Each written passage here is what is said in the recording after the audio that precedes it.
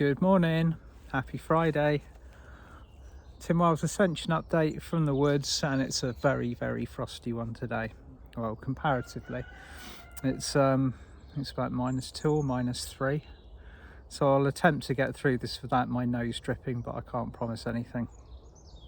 And Roger says hello as well. He's cackling away in the background up there at the moment. So hope you're all right. Wasn't that a lovely moon? The full moon that we just had the full moon in Cancer.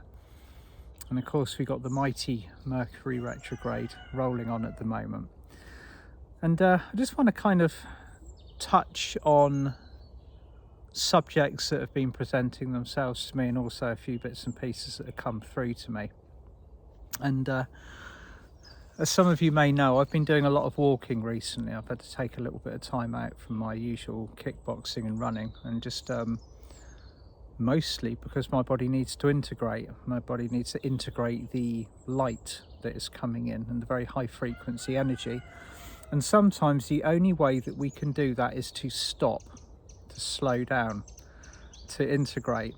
And I know Mia Kafkios and I touched on this very briefly in our live that we did on Tuesday, the Facebook Live.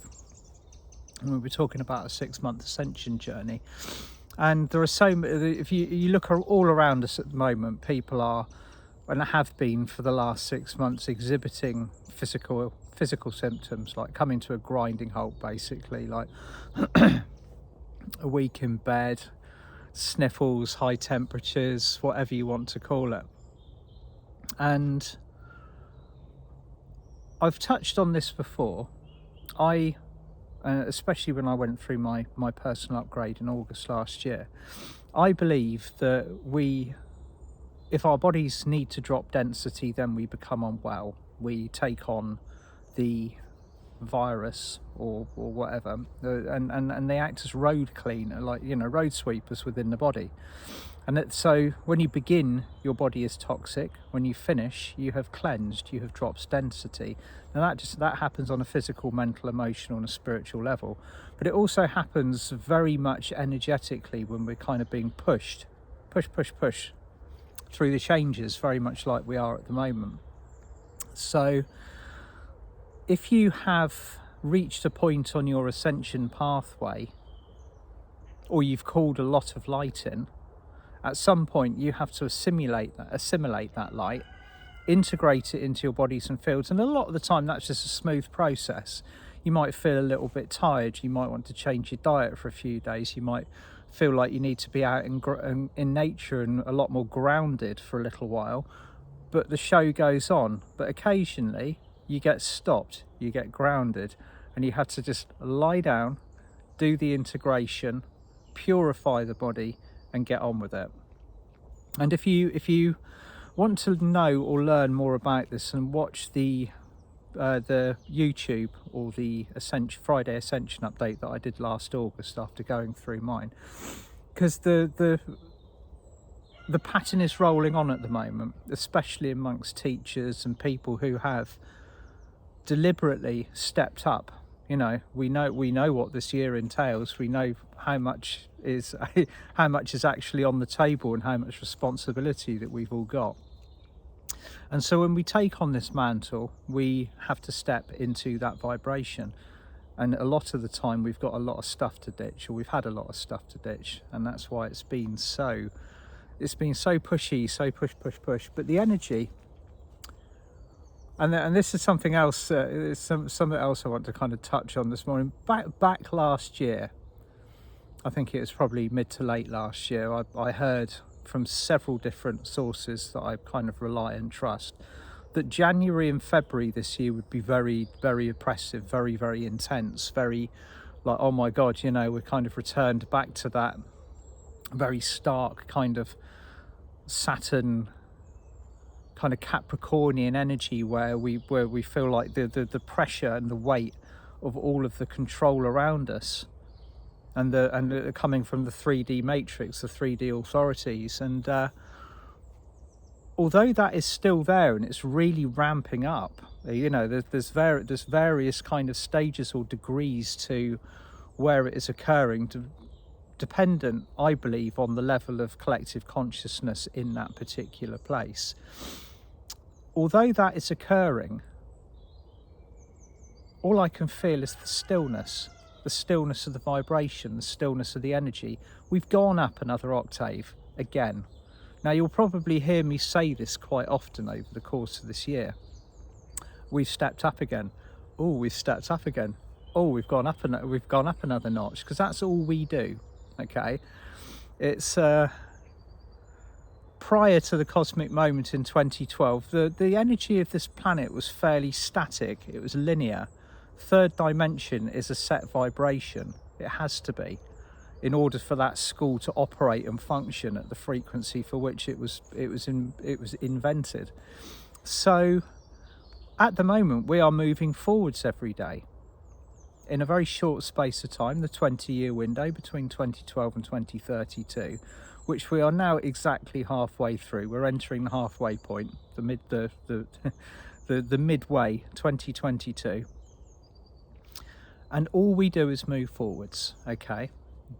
All we do is raise our vibration, or correct our vibration, or recorrect our path or our thoughts in harmony and alignment with this fifth dimensional frequency. And this is our daily routine now.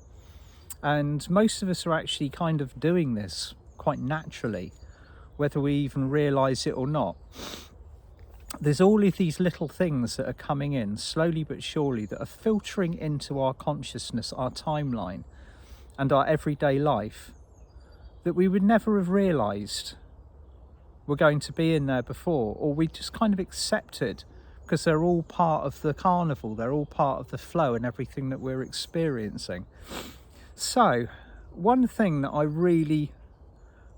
been really looking at, particularly the last few days or so, when it dropped in when I was out on one of my morning walks. I've been loving my morning walks. Instead of going out for a hard run before I start work, I've been going out for a walk, and you know, not necessarily hike of the year or anything like that. I mean, I'm talking about an hour and a half at the very most, and that's enough for me at the moment. That's all I need to be doing. And the other morning, as I was kind of sloshing through the local fields, which were very muddy, various kind of bits of information were filtering in, and I was told very clearly, honour your inner vagabond. Okay, and all of a sudden that word struck out to me, because it's not a word that you often hear in spiritual terminology. It's not really a word that those that I connect with on the higher realms ever use. Vagabond, if you Google it, it kind of it describes an unkempt, kind of unworthy member of society that is generally kind of looked upon with disdain because they don't adhere to any rules, or they haven't got any place of fixed abode or anything like that. It's like, you know, the Google description is as you would expect it, but the actual proper terminology of vagabond means a carefree person, a person who has begun to honour the callings of their heart, or the callings of their soul, and the callings of the nature and the surroundings around them, have let go of the constraints of society. So this is a big, for me, it's a big one for January, because all of the ideas for the year, or the settings of the template, happen at this time. Okay, January sets the tone. It's like, you know, you wake up on the 1st of January, it's like, right, this is going to be my year. I'm going to do it this way. I'm going to stick to my resolutions. But it's not about that. It's about setting how you wish to be with yourself, with others, with your life around you. And so what, you know, on a spiritual level, what does the word vagabond mean? It means just basically, it reminds me of that old picture of Dick Whittington, like with his stick and his possessions in the bag on the end of the stick, like wandering off into the wilderness with a cat by his side, kind of thing. And energetically and mentally and spiritually, that's kind of what we're being offered, what we're being asked to do, despite the chaos which we work daily to disengage from, or alchemize, or just simply avoid. That inner vagabond that person that's been desperate to come out from inside of us for so long is now here and waiting to be honoured. And that's very much, it's very much in harmony and in line with and in tune with setting our frequency to vibrate with that of the natural world, natural order. Gaia, the throne angel, her vibration and what she's asked and what she's road mapping out with in harmony with the seraphim for the kind of the golden pathways of the future. And so walking around in the field the other morning, I could really feel this energy, this freedom, the inner freedom, the attitude of the vagabond coming through me. Although I've got to kind of come back home and get back to my everyday life, dealing with the chores, the family, everything else like that. That energy of the vagabond is now going to be asked within every single one of us, or it is going to be inviting us to become more carefree, and I think not so much carefree but detached. One of the specific words was detached from the anchors of the rat race. Okay, now we all know that the terminology rat race, that pertains to the matrix, where we've all been caught for so long. Well, not caught, because every single one of us has volunteered for this experience in all of its degrees and its vibrations and its karma and its aspects and all of the things that we've learned from it. But in order to unplug, we need to align with the freedom, with the sovereignty that we all have, that we're all claiming back at this moment in time. So yeah, it's an interesting one, and I'll be waiting for more to come through. And so again, it calls for all of us really to very carefully inspect what it is that we apply the unnecessary quantities of energy in our life to. What's draining our energy, what's taking our time and attention, what's moving us further from a state of love into a state of stress, and what can we do and how quickly can we rectify that and correct it. And the more we look at it, the more we work with it, the more we kind of dissect these situations, the faster that we kind of snap back out of them when we're pulled in. Because every single day we're pulled in and out of this 3D, 5D consciousness constantly, like a ping pong ball, as you've heard me say before. It's wherever your attention goes, your energy flows. So whether your attention is on something in 3D or whether your attention is on something in 5D, that's where your energy will be, and that's what your vibration will be honouring at that particular time. So if you look at it on like a pie chart or something like that, so like, where has the majority of your attention been in the course of the 24 hours? Obviously we're not awake for 24 hours, but say 12 of that, 12 or 15 hours of that 24 before you kind of go off to sleep land. Where's your attention been? What's been drawing you in? What have you invested your time, your energy, and your focus in? And again, this. I love the word when it was presented to me. Honour your inner vagabond. Allow it to come out. Allow it to start expressing itself. And I almost see it like an aspect of the inner child. Many of us will only truly heal the things that are obstructing our ascension pathway when we've kind of gone right back to the crux of the matter and healed our inner children. And because that inner child needs to come out and play, it needs to be honoured. Whatever trauma has caused that inner child to withdraw at the time, often when we were children, young children, we had no control over our surroundings or anything that was going on around us. That needs to be investigated, it needs to be released. And there are so many wonderful healers out there at the moment that can work with this. You don't necessarily have to go back into and experience the trauma itself. You simply release the triggers that are around it and that are still affecting us later on in everyday life. So it's very interesting. So that has been very much on my radar, along with the kind of like the physical side of it, the physical upgrades. A lot of us thought as soon as we went into January that the real physical stuff would finish, but it hasn't. January is a month of purification. Okay, it's Diana Cooper and I were talking about this the other night, or the other day when I went round to see her. We went for a lovely walk. And so as soon as January comes, like we are very much surrounded by that incredibly intense Archangel Gabriel energy, and I always feel the unicorns very present in January. It's purification time. Okay, so we're all purifying, and I can almost hear the collective like the groans, like not more purification. But it gets to a point, right, where once we've done the hard work, or we've been through the mill enough times, that purification actually starts to feel good. We almost, in a way, we start to crave it. It's not like on the other side, it can go too far. It can become a bit of an addiction. Many of us have kind of got very addicted to that spiritual buzz. Well, we've got to have the energy, we've got to have the light, we've got to have the constant buzz, the constant things to keep our attention fixed and focused. And all I can feel is the tranquility of the cosmic diamond around us all at the moment, kind of purifying the situations despite the chaos.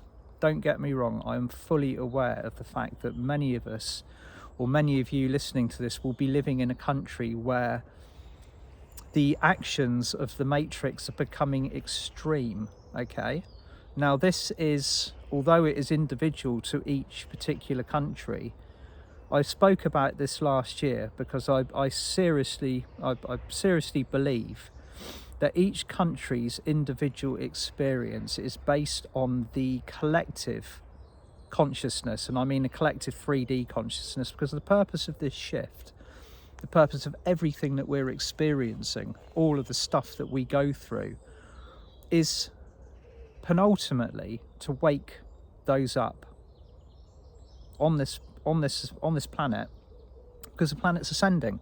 Okay, and everybody who incarnated for this particular experience, there will only be a lower percentage of the people on this planet. And I say this very carefully as well, because there's so many conflicting numbers about how many of us go through the ascension process. I believe the ascension process, and this is what I was told at the start, the ascension process is for the majority of people, not a minority, not an exclusive little club that we're all in, and because we're spiritually awake, that we kind of like we've got on the boat and we're sailing away kind of thing. That's not the case. It's our job, and I feel this so strongly, to make sure that every single person has the opportunity to ascend if it is their soul's agreement to do so. So I mean, there's all of these, there's numbers that completely conflict with mine. There's people that are saying there's only going to be a few people passing through the Ascension Gateway. It's like the Ivy League school or whatever. And yeah, a lot of us are training at that level, and a lot of us are actually, we've incarnated at that level, and we've had very, very difficult pathways. Okay, for those of you listening that have been challenged almost for every single day of your existence on this planet, you chose that because it's for a reason. You're highly trained. You've decided to clear everything in a short space of time so that you're ready for this mission. And when you go out and do your mission, you will be better qualified than anybody else to do what you are here to do. Okay, so I'll say that again. This ascension process, I believe, is for the majority. Okay, so all of us human beings living on planet Earth at this time, okay, only a minority percentage have not agreed or signed their soul contracts to move through the gateway.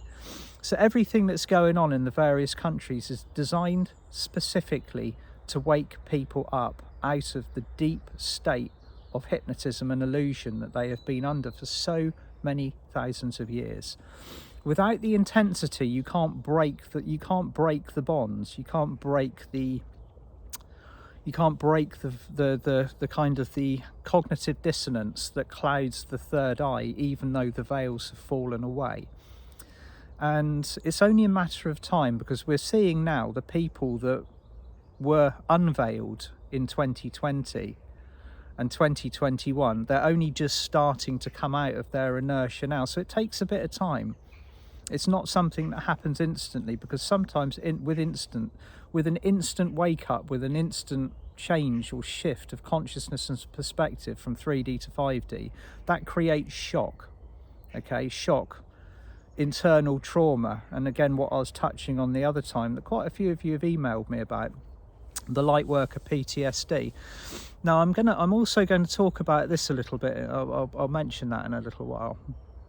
So the collective experiences that we're having in our countries at the moment, that will continue, even though, you know, like the UK at the moment, it's going, yeah, it's all stopped. Well, it hasn't. Okay, it's going to continue in another form. There will be the repression will return in another form. And it's a little bit like having a little, like the Right Said Fred said on Twitter, the musician duo said on Twitter the other day, at the moment we're just kind of entering the sorbet eating interlude between meals. And I thought that was brilliant. It's like wet, you know, like get the appetite clear before the next one. So never take your eye off the prize of what's going on at the moment. I always found, especially coming from a very intensely sporting background, the time to push forwards and win a race is when everybody else goes quiet. Okay, so it's worth noting, if everything kind of goes like that, and you got the energy to do it, push forward some more. You use that momentum that you've got at the moment to keep moving forward, but whilst doing so, honouring the beauties of what we are being offered to kind of link ourselves into, the inner vagabond, the outer world, all of this amazing fifth dimensional energy that we are now privy to, that is literally at the tips of our fingers, and we simply choose to engage with it. That's very, I believe it's big. I think at the moment it's going to just increase and grow over the year. And the more we tune into it, the more we will wonder what the fuss is actually about. It's like, what is all of that about? You know, it's all so dramatic.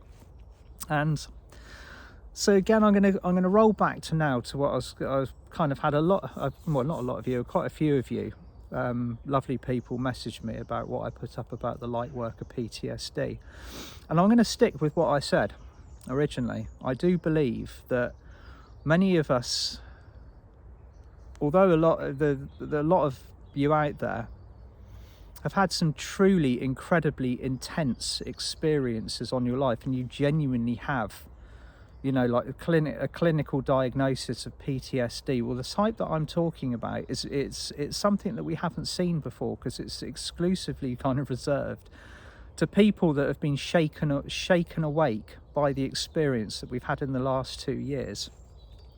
Now, in the last 2 years, most of us have kind of climbed out of 3D due to either being awake before we went in there, before we went into this 2-year period, or have been woken up by the circumstances that have been presented to us. And there's a lot of people who are now starting to reel or kind of really feel the effects of the kind of the shock. And a lot of that is, I'll say this again very carefully, a lot of the shock and the kind of the internal trauma that the people are feeling around us is because they've realised that the people who are in the positions of power and that are supposed to be looking after everybody aren't. That's not what they're doing. And the kind of the inflow of information that is penultimately supporting the light, but is very, very dark upon contact, can also produce that. So it's a build-up process. And I think what I'm trying to say more than anything else is a lot of us are now very, like we've got to the point where we are drained and we are tired, and all of that kind of trauma is coming up. And I'm seeing this a lot, so I am going to be working with it, but I'm not attempting to compare with kind of medical clinical diagnoses. That's one thing I said very clearly in the last video, is that I'm not qualified in this in any way, shape or form, but I've been working with people for over 10 years now, so I know what I'm seeing, and I know how it's progressing, and I know from my own personal experiences how this can affect us, as within so without, on a long-term basis going on. So I'm going to be looking carefully. I've got my workshop coming up where I'm going to be really kind of going into it, and how to heal it, how to fix it, how to kind of reach out and do the things that we need to do for ourselves to just bring everything back into alignment and release the things that we've experienced. Probably, you know, most of them will be before we even woke up, or they could be the thing that woke us up, or they could have been the experiences that we had as a child or as a young adult. And all of these things, it happens to all of us at some point as part of our learning processes and how we deal with it. And I think there is a collective field of people out there at the moment that are very much in a state of trauma. That's my personal view on it. So anyway, I'm going to wrap this up now, because my nose is getting very cold and the urge to sniff is becoming quite overwhelming. I'd just like to mention that my good friend Katie Keel is running a trip to Egypt on the 15th of February to the 27th. And this is called Priestess of the Goddess.